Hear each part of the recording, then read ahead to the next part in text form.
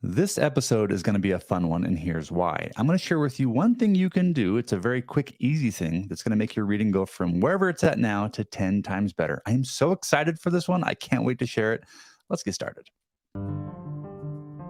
Welcome to this week's episode of the Read Well podcast. My name is Eddie Hood, and I'm your host, where I believe it's more important to read well than to be well read. So grab your favorite book, open up your notes, and let's get ready to learn something fascinating.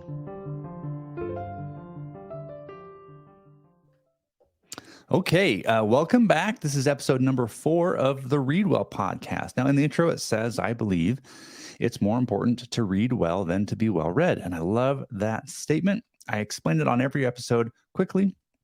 Here's the philosophy. I would rather have you or myself read one book well and thoroughly benefit from it than read 100 of the classics and have no idea what's going on. That's not really reading. We don't want to read for vanity. We don't want to read to make other people think better of us. We genuinely want to read for pleasure and for education and the things that really get us going. So this week's episode, actually, on the podcast, we are talking about a major problem that I had as a reader, and then I solved it quickly. So here's what happened. My family has a cabin in Bear Lake, Utah. It's a wonderful, beautiful place. We go there a lot. And I'm kind of that dude that always brings the book. I know, shocker. Well, last year I was sitting in the cabin and I had my book. I was reading, if you're wondering, Robert Greene's Mastery. This book is mastery. I love it. But if you're watching this on YouTube, the video podcast, you'll see that half of the book is highlighted and the other half is not. Here's the issue. I was sitting on the couch with my book, having a great time. I think, people were off doing their thing. And I needed 30 minutes to just be in a book. You get it, right? You know what it's like. And this particular text is like one of those books where you want to highlight every stinking page because it's so good. Robert Greene is like one of the goats of sort of essay, deep thinking, critical thinking writing today. He's the author of 48 Laws of Power, Mastery, his new book, Seduction, so many cool books. But in this one, he's really talking about how to master the thing that you love in life. And this podcast isn't about the book itself. I could talk about it forever. But the reason why I'm sharing with you my excitement for it is because I want to put you in a position that I was in at Bear Lake. I'm reading this book and I am loving it. I'm wanting to take my notes, but because I'm on vacation, I'm sort of at the mercy of not having my tools with me, not having my desk and sort of my reading environment that I'm used to, not having, my cup of pens. Which, if you can see this, I've got a little pen cup holder next to me. It says "You Rock," and it's got all sorts of pens and highlighters and who knows what in there. It's nice to have your tools with you. But as I'm highlighting or as I'm reading, I'm getting really frustrated because I'm thinking, oh, I want to remember that. Oh, that's really good. And I'm having this it was a crisis moment because I couldn't capture what I was reading. So I put the book down and I ran over to the pen drawer and I'm searching through the pen drawer and there's a bunch of pens in there. Most of them don't work. The ink is out or dried up or whatever. I get a hold of a pen and I start sort of taking, subpar notes the best that I can because I'm reading in travel. Well, that moment of frustration gave birth to this. Let me just bring this over so you can see it. And if you're listening to the podcast, I will explain what I'm holding in my hand. This right here, people, is heaven. It is my reading kit. All right. That's what we're talking about today is I'm going to be helping you build a reading kit. Now, what the heck is a reading kit? All right. So it's literally just a little bag, a little pouch with all of my reading tools in it. And I'm going to go through why you need a reading kit, first of all. What should be going inside the reading kit. And then I'm going to give you a couple ideas because I've been using this now for a little over a year on how to get some extra mileage out of the thing because it needs to be more than just a little bag of pens, right? This is so much more than a little bag of pens. Stick around through this episode, and I'm going to go through this step by step. Now, I promise you that if you build this for yourself, your reading experience. You're never going to be without. You're always going to be able to capture the ideas that you want. Now, the first argument might be, but I don't take notes at all. Well, if that's the case, this might not be the right community for you. If you don't want to take notes or learn, if you're simply reading just for sort of entertainment purposes, that's great. I salute you. The Read Well community, though, is all about sort of getting the most out of a book. So for the rest of us who are taking notes and trying to learn a new skill, a new topic, whatever, you might be now saying, well, but I do it digitally, right? I take a picture of my text with the Readwise app or what have you, or I highlight things in my Kindle. I don't do this the old dinosaur way with pens and highlighters. And to you, I would say, so do I.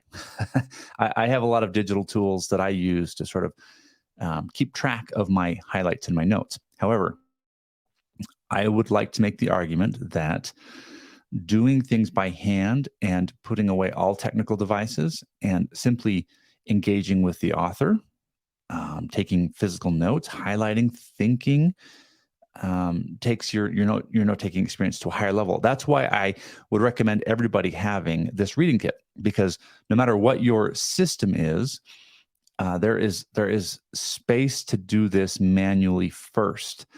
When you do something manually, when you take your notes manually or you highlight manually, you can then go back and review those and decide which of those highlights are going to be good enough to make it into your digital system, right?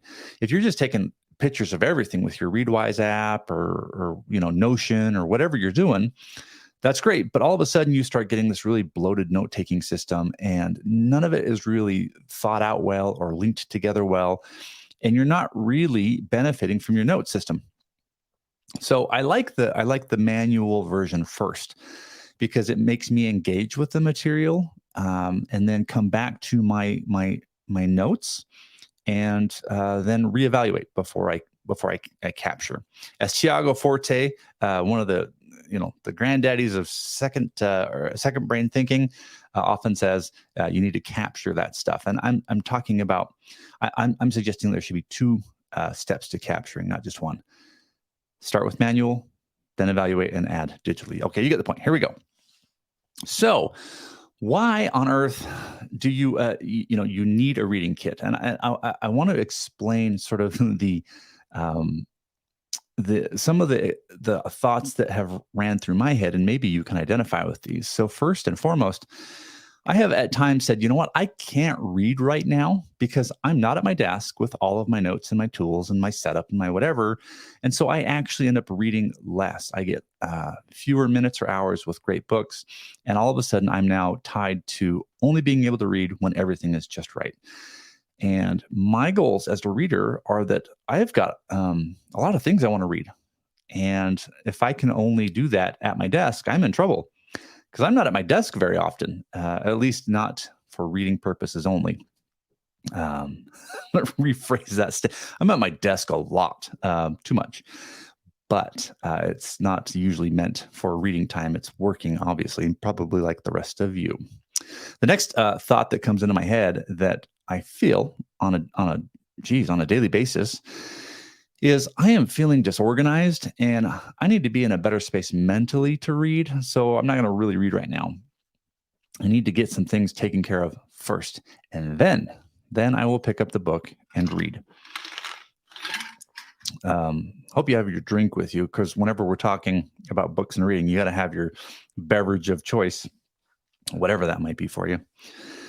Okay, so I'm feeling a little disorganized. If you look at my personal desk at times, it's clean, it's organized. At times it is absolutely not. And it's terrifying.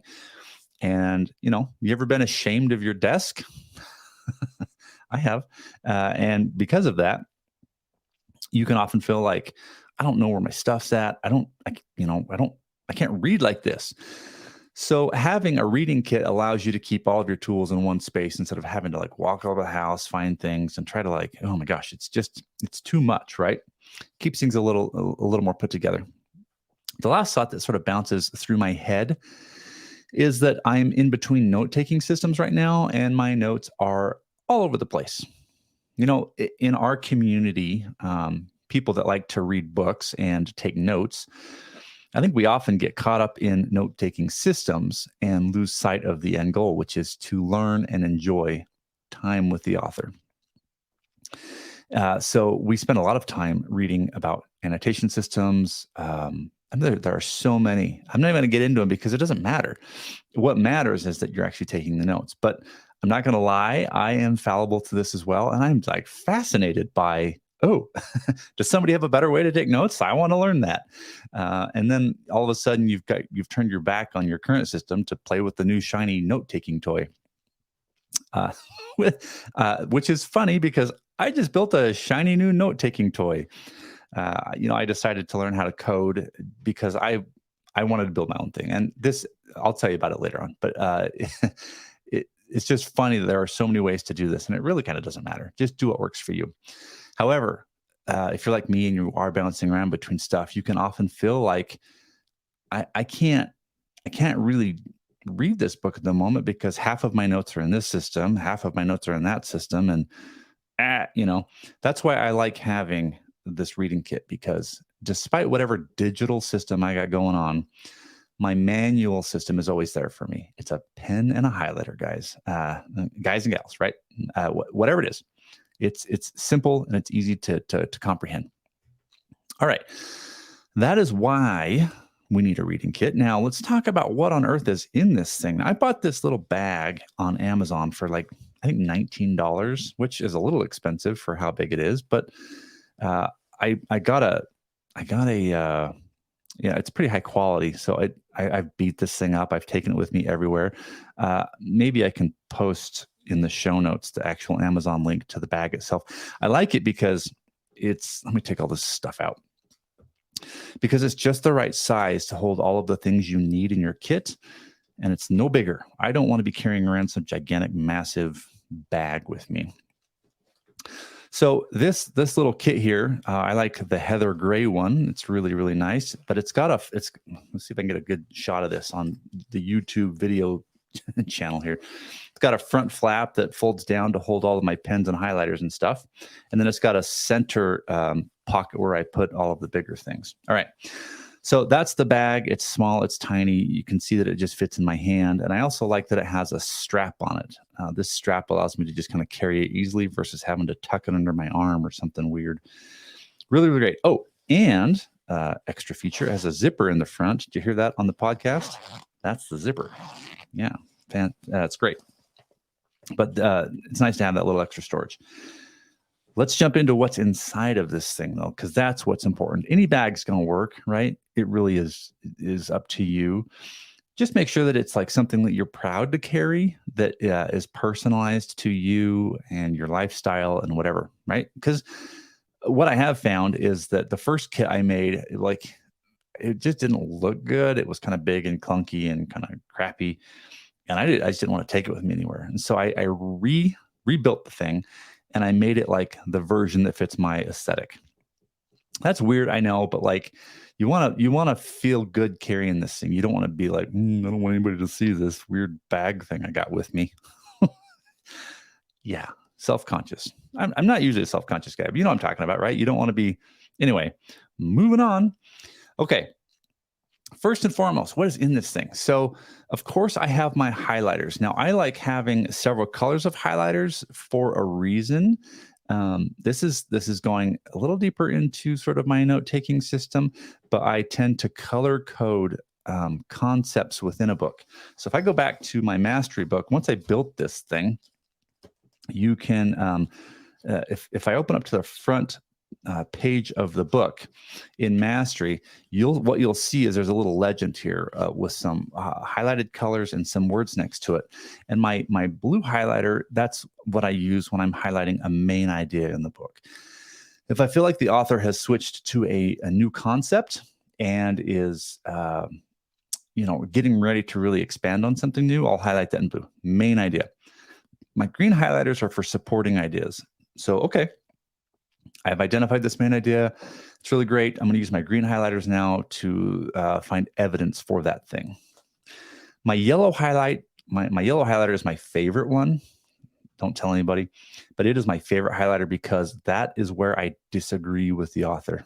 I love highlighting things yellow because reading a book is supposed to be a conversation with the author. You don't just read a book and go, yes, you're right, like he or she is God. You get to fight back. You get to say, no, that doesn't like go well with my research or with my way of thinking. And you get to have your own opinion as well. Otherwise, what's the point of reading? If you just read and accept everything as is, you're missing half of the fun of learning, right? Learning is a unique and individual experience. So get yourself a yellow highlighter. It's the best. All right. My orange highlighter is for quotes. So if I'm going through the book and I see something that is like, ooh, I could use that as a quote for my businesses or something to put on the Facebook page for the Readwell community. A little plug there. We have a new Facebook page. Go there now and look up the Readwell podcast. There we are. I share my daily reading videos with you there, as well as a daily quote from my reading, something that I like, right? So there you have it. But I'll highlight stuff in orange that I think, ooh, that's a really cool quote, something that I want to keep in mind. My pink highlight is for sources. So if the author is in his or her text referencing sources that they used that I find interesting, I'll highlight those in pink and think that's a source that I want to explore myself. Isn't this cool? It's kind of fun. All right, so moving along, here's all my highlighters. You can see them in all their glorious colors. Now I've got a purple highlighter in here as well. I don't know what that color is for. I just like purple. Purple is the brand color of the Readwell podcast because purple's just cool. All right, here we go. Moving on, you got to have, of course, not only highlighters but pens, and I prefer mechanical pencils. But you do you, right? I just hate sharpening normal pencils. Now, if you are super interested, which most of you probably don't care, I do. I went through lots of experiments to find the perfect pen for me. And I think you should have your perfect pen. I really do, because you're going to be writing with it. It needs to feel like a pleasure to write with, and it needs to fit in your hand. I write really small, and I put a lot of pressure on my fingertip. I'm left-handed, and I don't know why, but my handwriting is terrible. So I had to buy a lot of pens to try and figure out which one worked for me. And I found that these Zebra pens, they are the Z Grip. Z is in zebra. The medium is awesome. It's like a gel pen, and it works really well for me. But find the pen that you like, and preferably ones that you can buy in bulk, so you can buy a whole bunch. I got a whole box. I got like 200 of them sitting in here because you lose pens and what have you, and you don't ever want to be without your favorite pens, because now you're going to create another excuse as to why you can't read. Well, I can't read my book because I don't have my pens and I'll have to wait. Do you see how this works? Like we will find reasons to not read, and we want to eliminate all of that, right? We want to give you the best chance to actually dig into your books. So find a pen that works for you. No pressure, but these things are beautiful. I don't have a favorite mechanical pencil because in my mind, I don't use pencils very much when I'm doing note taking. In fact, I don't use them at all. I just have it in here because it seems like I probably should have a pencil. So there it is. Okay, the next thing in my kit is, drum roll please. I have no sound effects. We need sound effects on this podcast. Can I just say real quick, thank you for listening to this podcast. This is a new show. If you can't tell, I love books. I love reading, and I'm having so much fun doing this on YouTube and the podcast. Just being here with you and you allowing me to talk about my passion is just an honor and a privilege. So thank you. But this is the next thing in my reading kit. It's just 3x5 cards. This is probably the most universal thing I have. I'm the kind of guy that gets random thoughts. Just pop in, I am the squirrel on Up, or the dog on Up that sees a squirrel, right? Like people that work for me laugh at that statement and they say, yeah, that's Eddie. However, I am able to focus intensely when I read. Reading has really been a great thing for my ability to stay on topic. But 3x5 cards support me in my thinking pattern, because as I'm reading, I'll go, oh, that's something I've learned or I'm interested in. I don't particularly like writing in the margins of a book, big notes. One, because it's really hard to pull that writing back out of the book. You have to get the book off the shelf. You have to remember what page it was on. You have to go find the text and flip the book over on its side to read in the margins and go, oh yeah, I remember what I was thinking. So I don't usually write in the books themselves. Plus, it makes the book all messy and gross and whatever. So 3x5 cards are great. And what I do is I just I'll highlight the text in whatever color is applicable as per my little legend. I will then put a reference number starting with 1, then go to 2 and 3 and so on. I don't make it complicated and difficult. I don't have any issue with systems that do. However, my system, it can't be easier. 1, 2, 3, 4, 5, right? And that way I can go to my card and I can write the title of the book up here and then write the page number that it's on. And then in the corner, write 1. And then on this card, I just write in my own words what that phrase means to me. I don't copy the phrase. I don't copy the text. I copy the impression that I had when I read it. And that's important. Copy your impression, because you can go back to the book and get the text, right? That's a given. You got to have 3x5 cards though. These things are, I don't know who invented 3x5 cards, but sincere thank you. Yeah, you have made my life better. Okay, moving on. I hope you guys are having fun with this. This is, man, this is like nerdy stuff. But if you're a nerd, raise your hand virtually and be proud of it. Join me in the adventure. Okay, you got to have Post-it notes, right? Like, but not the big sticky Post-it notes. Those don't do you any good. At least I don't think so. I like these. These are Post-it flags. And to describe them for podcast listeners only, there are 5 colors in here. 1, 2, 3, 4, 5. Now here's the super cool thing. Do you guys remember my reading legend with the colors? Post-it has this kit and the colors match the colors of my highlights. Do you see where this is going? Right? So now if you look at the side of, let me grab a book that's a little more notated here. So for example, yeah, The Practice by Seth Godin. I just got done notating this one.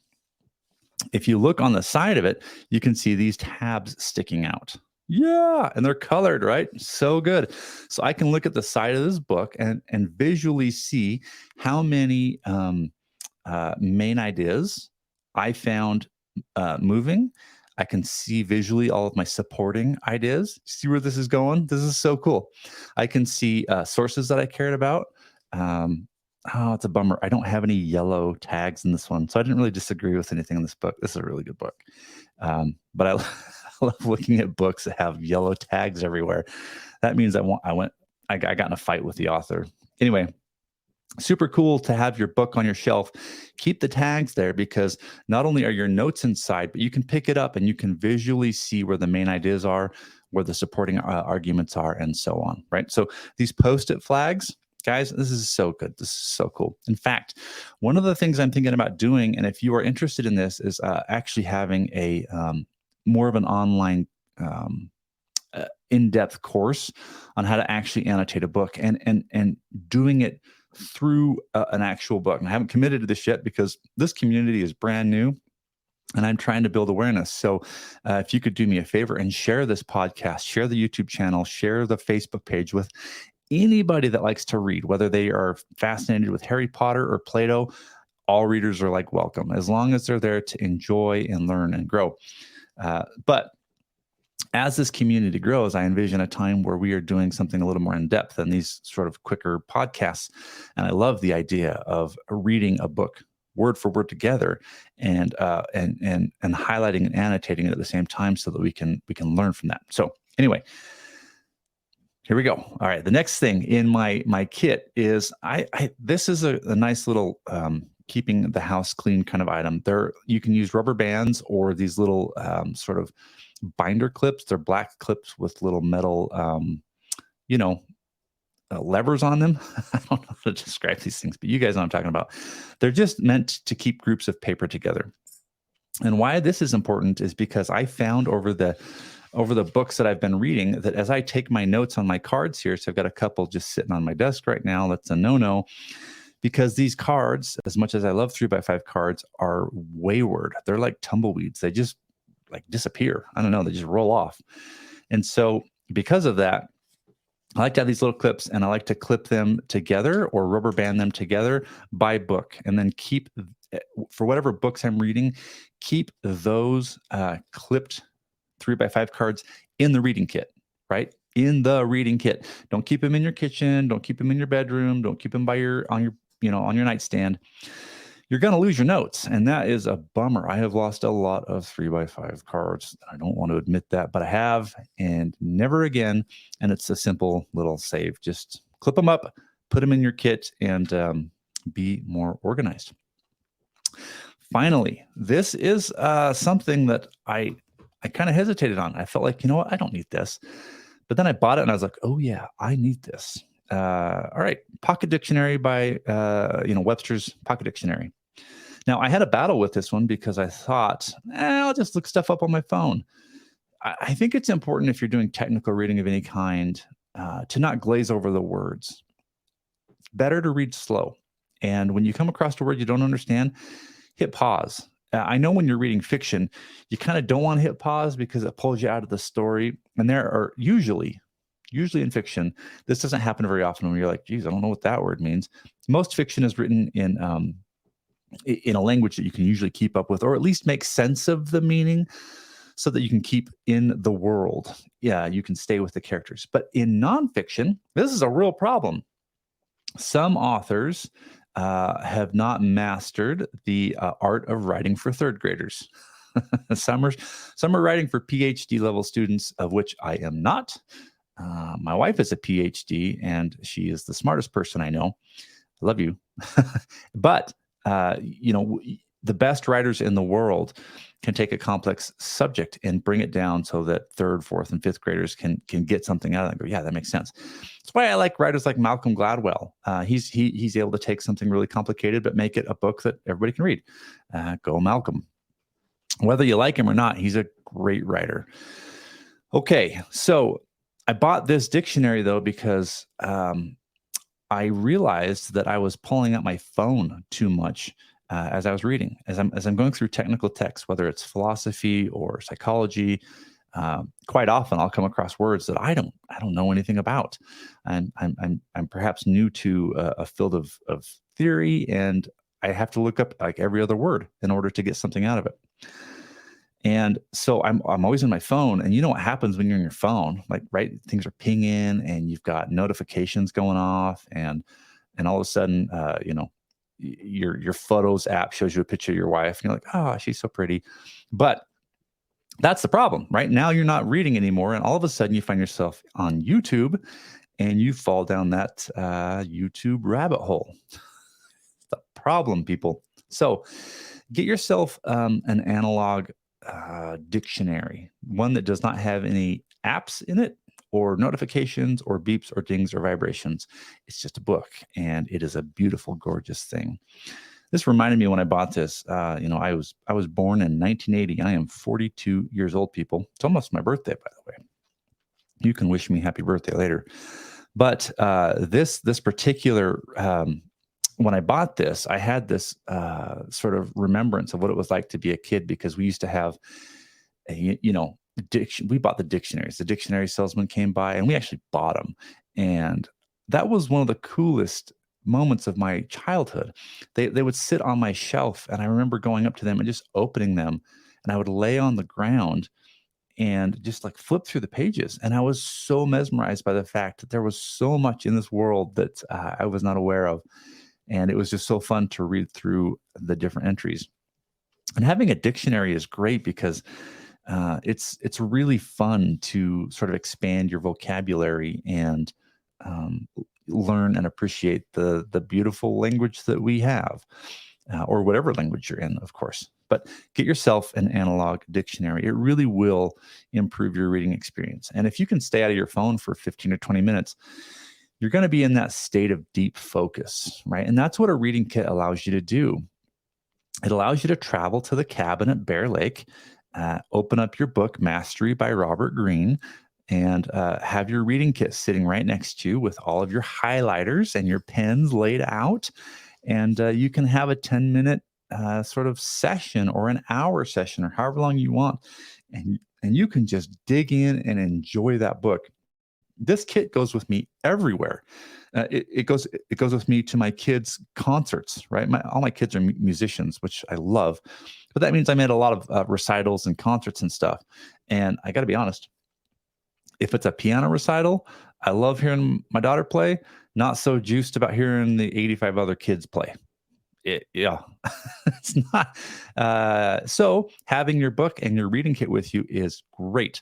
I have a son who goes to karate, and there's this big wall that we all sit against with all the chairs. The parents are there, and the kids are out in the on the mats, chopping each other and punching each other. It's fun to watch, but after about 20 minutes, you kind of or want something else to do. And I really want to utilize that time well rather than surfing on the internet. It's such a great opportunity to open up a book and see what the world has to offer. So my reading kit goes with me to karate. It absolutely goes with me in my backpack whenever I go on a plane. The reading kit's the best on the plane. It's like my best friend on the plane. I love it. It's so great. Okay, so let's talk now about how to get some extra mileage out of this thing. So I haven't done this yet, and in fact, this was an aha moment for me as I was preparing my notes for this podcast episode. I kind of had that moment where I smacked myself on the brain and was like, why haven't I thought of this earlier? And that was that you can make more than one of these things. I think the whole kit cost me, I don't know, $25-$30 maybe, not much, and because I don't always. Sometimes I'm lacking the reading kit, right? Because I run off in a hurry or I get caught unaware or whatever. And I thought, geez, I could have the exact same kit in my home. I could have one in each of my cars. I could have one at the cabin. I could have one at. You see what I'm saying? You could make a couple of these and just sort of spread them out in your life. Now, the only challenge here is that you won't have the notes of the book that you're currently reading, but that's probably okay. Because if you go to your cabin in the woods, you pull out your book and you're like, oh, I forgot my reading kit. And then you're like, oh, but I have an extra one and it's in the cabinet over there. So then you get all excited and you can take your notes and then just clip them up and put them in your backpack and do your best to try and get them in your reading kit at home when you return. But let's get some more mileage out of this thing. Let's create a couple and let's sort of be intelligent about where we sprinkle these things in our lives. Okay, I really do think, and to get some more mileage out of this, I love having the front flap with my highlighters and my pens in it. If you can see this, they're not. I don't like pen and pencil bags where you just throw them in and then it's like this big like mess of pens you got to dig through. In my kit, there's a little like I don't know, elastic holder here that holds each of them in line. It's like having a cartridge for all of your bullets, that just or whatever. It's really cool. But I like this because one, it makes me feel more organized. Two, it shows me what I've got. And three, I'm not digging through a pile of pens and pencils. I just don't like doing that. So find yourself a kit. And again, I'll try and find this bag. I bought it a long time ago, but I'll post it in the notes somewhere. It's great. And I think it comes in different colors, people. That's pretty cool. The last thing you can do to really get mileage out of this kit, and I haven't done this yet, but probably make it personal. I was thinking about, why haven't I done that? Like, I'm a software programmer, and there's a lot of really cool patches in the software programming world, like stickers and things. I could get a patch and sew it on the front or something, but just make it mine. Make it unique to me and my personality. Just makes it more interesting and more fun. So I have a challenge for each of you before we end this week's episode of the show. Actually, I got two challenges. The first one is to encourage you to hit pause on your life and quickly jump on Amazon and buy your reading kit. Fill it with all of the little goodies and get that ready to go. You will not regret it. It will change your reading life forever, and you'll be so happy that you did it. The second challenge that I have for you is to become a member of the community here at the Read Well podcast. Now, this is easy to do. All you do is you go over to our little website at thereadwellpodcast.com. And it's great because I just made this thing live, I don't know, a couple days ago, but really proud of it. And I would love to get you to be a part of it and to get your feedback on it. But here on this website, you have the ability to learn a little bit more about me and where I come from. But also, this podcast is now live pretty much everywhere you can consume podcasts. So you can come here and click on each one of these, and they'll take you to your specific destination where you can subscribe and so on. However, we also have a link to all of the shows that we're doing. So this, at the time of this recording, this is the 4th episode. So I've got the previous 3 on here, and I'll just keep posting them for you to have if you want. And you can come in here and, of course, listen to them and so on. But the most important thing is at the very top to subscribe. Now, I know, I get it.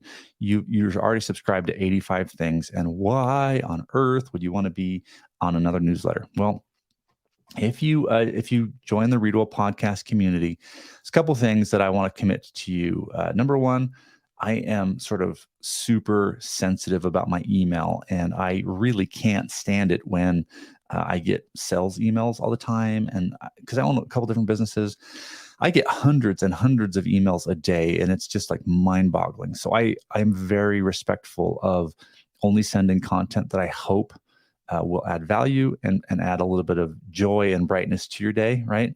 Not just sell stuff. My goal, my mission is to inspire people to read more books so that they can ask the critical questions of life that make things better. That's really what this is all about.